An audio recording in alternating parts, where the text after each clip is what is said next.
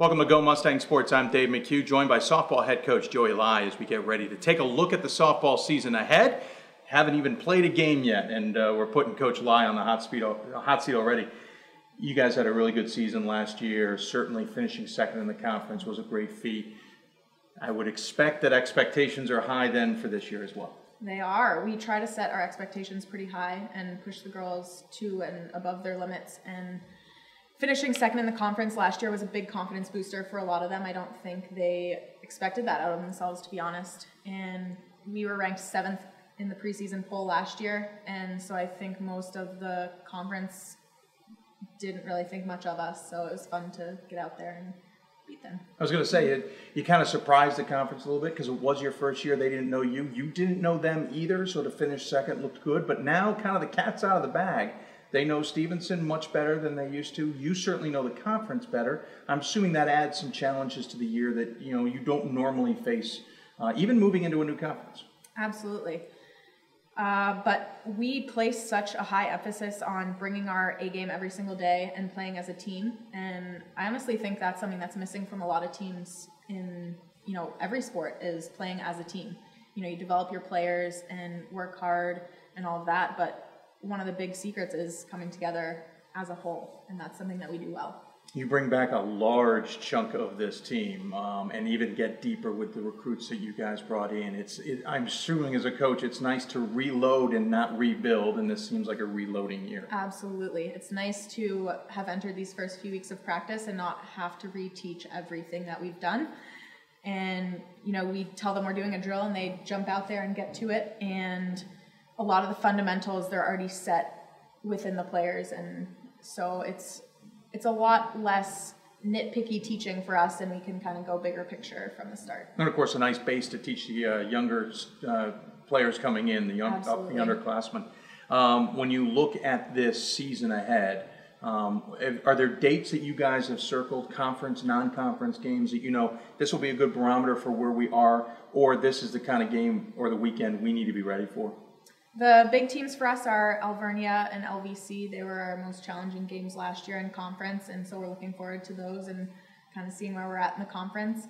And then Salisbury is always a big date for us, and the seniors are looking forward to their senior day, which happens to be against Salisbury. So the team's been talking about that a lot already. It's interesting that you kind of have some of the same teams in the sense that you got the conference now that you know of. You still got some of your former conference foes. Is it nice to kind of have a schedule that you're maybe not necessarily used to, but teams you're used to versus throwing in some curveballs? Absolutely. And, we want to play the best and to continue improving. My philosophy is you got to play the best to be the best. And so we kept all those stronger teams on our schedule from the previous conference. We're playing Mary Washington, Frostburg, and Salisbury. So making the conference tournament is always key, obviously, and then finishing second in the conference was good. But I'm sure you'd like to take the next step. What does this team need to do to take the next evolutionary step? NCAA tournament and beyond.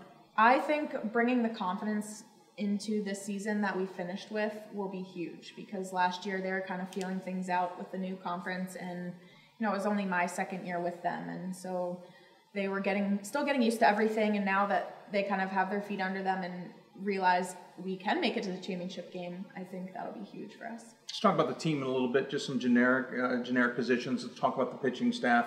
You seem to be pretty happy about the staff you have coming back. Absolutely. We have Molly Hoyt and Brianna Pachalski and Laura Welch all returning on the mound for us. And the three of them did a great job working as a team. And, we didn't rely on one of them for the entire season. It was really a staff. And so that'll be good moving into this year. They're all comfortable with each other. They all support each other, help each other in practice. And it's kind of fun to watch them work together.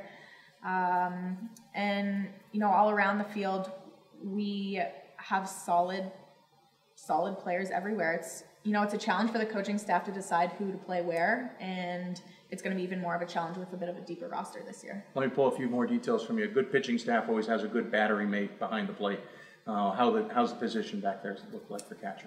We have Courtney Cook returning, as she was pretty solid for us last year. Abby DeFeo had some time back there, and we also added Naomi Fields as a first-year player behind the plate. And the three of them, I think, will share time behind the dish.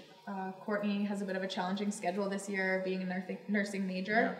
And so that'll allow kind of Abby and Naomi to step up a little bit. Infield, I know you guys made some changes last year, moving players around, finding the right position. It seemed to work late in the year. Is that kind of something you want to stick with? For now, I think so. We had Kristen Muller at third base, Stephanie Ayers at shortstop, Kristen Fassler and Caitlin Seaver at second base, and then Tiffany Kale and Molly Hoyt kind of sharing the first base duties. They ended up doing a pretty solid job for us overall, and we'll give some other people some chances early on and see where we end up. And the outfield, everybody's important on the team, but certainly the outfield can save you from those doubles, can save you from those extra runs. How's your outfield looking this year? Pretty solid. We're returning all of our outfielders.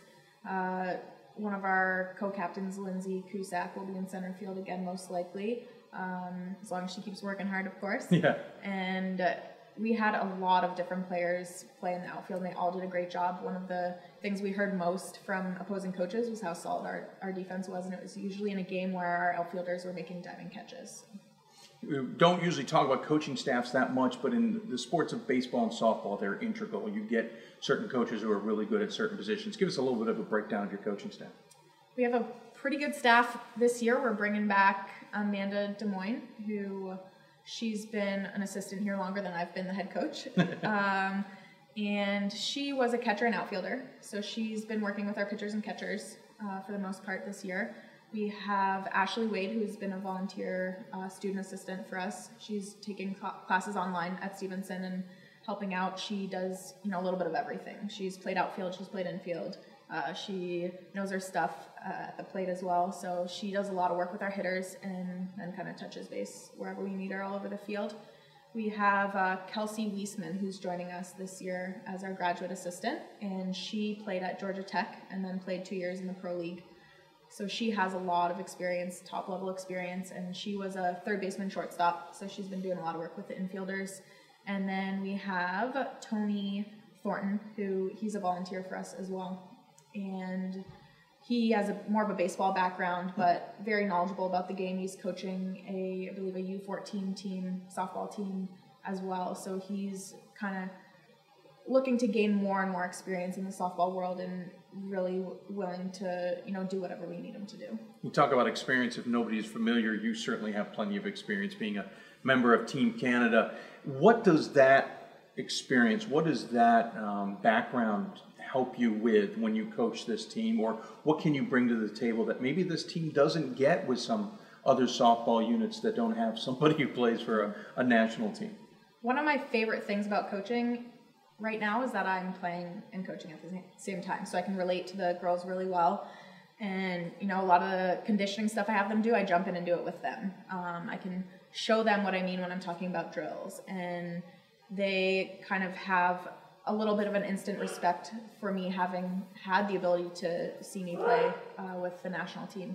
And the other thing is it allows me to keep learning from some of the best coaches in the world. Mm-hmm. I go for the summer and play for my coaches and learn from them, and go to camp over the winter and learn some new drills and come back and work with my team and kind of implement those. And it gives the girls some fresh, a breath of fresh air. They get to try some new stuff and probably think, I wonder how many D3 schools are learning these drills. These are pretty cool. So that's it. I enjoy it a lot. And I'm sure you've seen it all, so you're pretty much ready for anything on the field. Give everybody a sense, obviously we're a little bit away from the start of the season, but give everybody a sense of when your season starts and when we can first see you on the home field. So we start February 28th down in Virginia Beach. We play 4 games down there, and we return for a week of practice and then head out of town again down to Florida, and we're playing 8 games down in Claremont, Florida. After that, we start up conference play pretty shortly. I honestly don't know the first date of our home competition. It's okay. Still they can go online to figure it out. Exactly. GoMustangSports.com. Exactly. So, yeah, but we'll open up at home pretty shortly after that and get going into the swing of things. Hopefully the weather cooperates so you can get on the field to practice as well. Exactly. It'd be nice, I'm sure. It's always a toss-up. Well, the team is certainly looking forward to a good season. You should follow them online and, of course, on their home field when they are there. To find out their schedule, go to GoMustangSports.com. For Coach Joey Lye, I'm Dave McHugh. We'll follow the team throughout the season here on Go Mustang Sports.